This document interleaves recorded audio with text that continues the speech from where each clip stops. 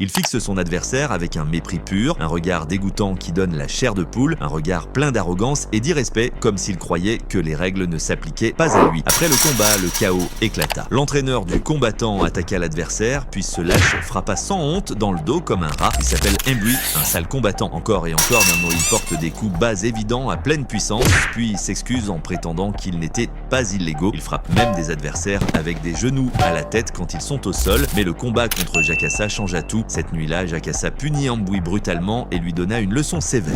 Dès les premières secondes, Jakassa exposa l'écart de niveau, tandis qu'Mbui fonçait avec une agressivité brute. Jakassa resta posé, usant de jeux de jambes et de timing pour contrôler l'espace. Il punit chaque entrée par des droites nettes, étouffant l'élan avant qu'il ne prenne. Des low kicks précoces ralentirent la charge d'Mbui, le forçant à se recentrer encore et encore. Mbui tenta de changer de tactique. Il fit tout ce qu'il put, soit ses coups touchaient sans effet réel, soit il manquait complètement. Coupant l'air, Jakassa, lui, travailla patientement et méthodiquement. Ses frappes étaient précises, efficaces et puissantes. Il contrôla le rythme du début à la fin et ne laissa jamais à Mbui le temps de récupérer. C'était de la domination, pas seulement une victoire. Au fil des rounds, les déplacements d'Mbui ralentirent, ses mains baissèrent, sa respiration devint lourde. Jakassa le chronométra parfaitement. Un contre-net l'étourdit, suivi d'une combinaison implacable qui envoya Mbui trébucher contre la cage. La finition devint inévitable. Jakassa réduisit la distance, frappa avec précision et força l'arbitre à intervenir. Après l'arrêt, le poing d'Mbui explosa, hurlant de frustration, mais le résultat était scellé.